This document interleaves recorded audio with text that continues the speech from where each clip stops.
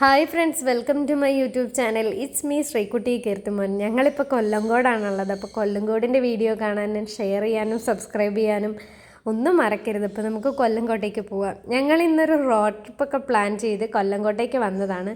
സിനിമയിലൂടെ മാത്രമേ ഞാൻ കൊല്ലങ്കോടിൻ്റെ പ്രകൃതി ഭംഗി കണ്ടിട്ടുള്ളൂ. അപ്പം നേരിട്ട് കാണാനുള്ള ഒരു എക്സൈറ്റ്മെൻറ്റ് എനിക്കും ഉണ്ടായിരുന്നു. ഇൻസ്റ്റഗ്രാമിലൂടെ വൈറലായ ഒരു ചായക്കടയായിരുന്നു ഇത് ഭയങ്കരമായിട്ട് വൈറലായതായിരുന്നു. തിരിച്ചു വരുമ്പം ചായ കുടിക്കാമെന്നൊക്കെ വിചാരിച്ച് വന്ന് ഞങ്ങൾക്ക് തിരിച്ചു വന്നപ്പോഴത്തേക്കിനും ഭയങ്കര തിരക്കായതുകൊണ്ട് ചായ കുടിക്കാനൊന്നും പറ്റിയില്ല. പക്ഷേ ഞങ്ങളിവിടെ അടുത്തുള്ളൊരു ഫേമസ് ആയിട്ടുള്ളൊരു കടയിൽ നിന്ന് ചോറൊക്കെ കഴിച്ചു. നല്ല ചോറും പായസവും ഇഷ്ടംപോലെ കറികളും ഒക്കെ ഉണ്ടായിരുന്നു.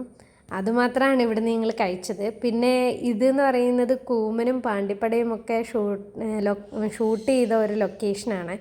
അതുകൊണ്ട് തന്നെ ഇവിടെ കുറേ പേര് വന്നിട്ടൊക്കെ ഉണ്ടായിരുന്നു. എനിക്ക് ഈ സ്ഥലം ഭയങ്കരമായിട്ട് ഇഷ്ടപ്പെട്ടു. കുറേ ആൽമരങ്ങളും അതിന് ചുറ്റും അതിനുള്ളിലൊരു കുഞ്ഞു ക്ഷേത്രവും അതിന് അടുത്ത് തന്നെ ഒരു കുളവും ഒക്കെ ഉണ്ടായിരുന്നു. കറുപ്പസ്വാമി ക്ഷേത്രം എന്നാണ് ഈ ക്ഷേത്രത്തിന് പറയുന്നത്. അതുപോലെ തന്നെ ഇവിടെ അടുത്ത് താമസിക്കുന്നവർ കുറച്ച് കളിപ്പാട്ടങ്ങളൊക്കെ വിൽക്കാൻ വേണ്ടിയിട്ട് അവർക്കൊരു വരുമാന മാർഗ്ഗമായിട്ട് അവരിവിടെ ഇരിപ്പുണ്ടായിരുന്നു. ഞങ്ങളുടെ കൂടെ പിള്ളേരൊന്നും ഇല്ലാത്തതുകൊണ്ട് ഞങ്ങൾ അതൊന്നും മേടിച്ചില്ല. ഞങ്ങളിതിൽ നിന്ന് രക്ഷപ്പെട്ടു എന്ന് വേണേൽ പറയാം. അതുപോലെ തന്നെ ഈ ക്ഷേത്രം ഇതിനിടയ്ക്ക് തന്നെ കാണാൻ നല്ല ഭംഗിയാണ്. കുറച്ച് ഇങ്ങനെ മണികളും അങ്ങനെയുള്ള സംഭവങ്ങളൊക്കെ കെട്ടിയിട്ടിട്ടുണ്ട്. ഇവിടെ വരുന്നവർ ഇതിനുള്ളിൽ കയറി പ്രാർത്ഥിക്കുകയും നേർച്ചയിടുകയും ഒക്കെ ചെയ്യുന്നുണ്ട്. എന്തോ കാണാൻ ഈ ആൽമരത്തിനിടയിൽ നിൽക്കുന്നതുകൊണ്ടായിരിക്കും ഇത് കാണാൻ നല്ല രസമുണ്ടായിരുന്നു. എനിക്ക് ഭയങ്കരമായിട്ട് ഇഷ്ടപ്പെട്ടു. ആൽമരത്തിൻ്റെ വള്ളി തൂങ്ങി കിടക്കുമ്പോൾ സ്വാഭാവികമായിട്ടും നാടാനായിട്ട് ശ്രമിച്ചതാണ്. പക്ഷേ കുഞ്ഞ് വെയിറ്റ് ഉള്ളെങ്കിലും എനിക്ക് എൻ്റെ വെയിറ്റ് മാനേജ് ചെയ്യാൻ പറ്റുന്നുണ്ടായിരുന്നില്ല. ഇതാണ് ഞങ്ങൾ രണ്ടുപേരും കൂടെ നിൽക്കുന്ന ഒരു ഫോട്ടോ, ജസ്റ്റ് അതിനകത്തിട്ടതാണ്. പിന്നെ ഞാൻ ലൈഫിൽ ആദ്യമായിട്ട് മഴവില്ല് കണ്ടു. ചിലപ്പം എല്ലാവരും എന്നെ കളിയാക്കുമായിരിക്കും, പക്ഷെ ഞാൻ ലൈഫിൽ ആദ്യമായിട്ടാണ് മഴവില്ല് കാണുന്നത്. എനിക്കത് ഭയങ്കരമായിട്ട് ഇഷ്ടമായി. ഇതാണ് കൊല്ലങ്കോടിൻ്റെ പ്രകൃതി ഭംഗി എന്ന് പറയുന്നത്. ചെറിയ വലിയ മലനിരകളും, ചെറുതല്ല വലിയ മലനിരകളും, അതിനിടയ്ക്കൂടെ ഒഴുകുന്ന വെള്ളച്ചാട്ടവും, താഴെ നിറയെ നെൽപ്പാടങ്ങളും. ഞങ്ങൾ പോയ സീസൺ നല്ല സീസണായിരുന്നു. അതുകൊണ്ട് തന്നെ കതിരൊന്നും ആയില്ല. ഞാറ് നട്ടതേ ഉള്ളൂ. അപ്പോൾ എനിക്ക് ടോട്ടലി ആ സ്ഥലം ഭയങ്കരമായിട്ട് ഇഷ്ടപ്പെട്ടു. അതിനോട് ചേർന്നുള്ളൊരു സ്ഥലമാണ്. ഇതിനെ കളം എന്നാണ് പറയുന്നത്.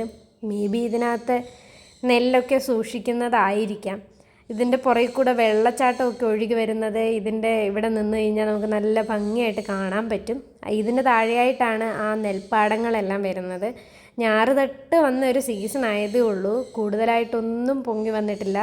ഇതിൻ്റെ പുറകിലും കുറച്ച് നെൽപ്പാടങ്ങളുണ്ട്. ഞാനിവിടെ എന്തൊക്കെയോ നടന്ന സംശയങ്ങളും ഒക്കെ ചോദിച്ചുകൊണ്ടിരിക്കുകയാണ് ചേട്ടൻ്റെ അടുത്ത്. എന്ത് ഭംഗിയാണെന്ന് നോക്കിയത്. എനിക്ക് എത്ര ഇഷ്ടപ്പെട്ടു. കാരണം നമ്മളിത് സിനിമയിലൊക്കെ മാത്രമാണ് ഇതിൻ്റെ ഒരു ഭംഗി കാണാൻ പറ്റുന്നത്. നേരിട്ട് കാണുമ്പം ഇതൊരു വല്ലാത്ത ഒരു അനുഭവമാണ്. അതുപോലെ തന്നെ പല കൃഷികളും ഇവിടെ ചെയ്യുന്നുണ്ട്. ഈ പപ്പായയുടെ കൃഷി സ്ഥലങ്ങളൊക്കെ വരുന്ന വഴിക്ക് ഞാൻ കണ്ടായിരുന്നു. എനിക്ക് ടോട്ടലി ഭയങ്കരമായിട്ട് ഈ സ്ഥലം ഇഷ്ടപ്പെട്ടു. അതുപോലെ തന്നെ തെങ്ങ്, മാവിൻ്റെയൊക്കെ ചെറിയ തോട്ടങ്ങൾ പോലെ ഇവിടെ ഉണ്ടായിരുന്നു. ഇതാണ് ആ കളം. ഇതിനുള്ളിലായിരിക്കാം മേ ബി നെല്ലൊക്കെ സൂക്ഷിച്ചിട്ടുണ്ടാവുകയെന്ന് ഞാൻ വിശ്വസിക്കുന്നു. എനിക്കിതിനെപ്പറ്റി വലിയ ധാരണയൊന്നുമില്ല.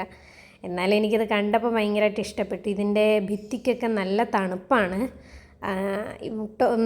വലിയ ചൂടൊന്നും ഇല്ലാത്ത നല്ല കാമായിട്ടുള്ളൊരു കാലാവസ്ഥയാണ്. കാണാൻ ഏറ്റവും ഭംഗിയുള്ള ഒരു സ്ഥലമാണ്. അപ്പോൾ അടുത്ത വീഡിയോ ആയിട്ട് ഞാൻ വരുന്നതായിരിക്കും. അതുവരെ നിങ്ങളെല്ലാവരും ഈ വീഡിയോ കാണാനും ഷെയർ ചെയ്യാനും സബ്സ്ക്രൈബ് ചെയ്യാനും മറക്കരുത്. Okay, by.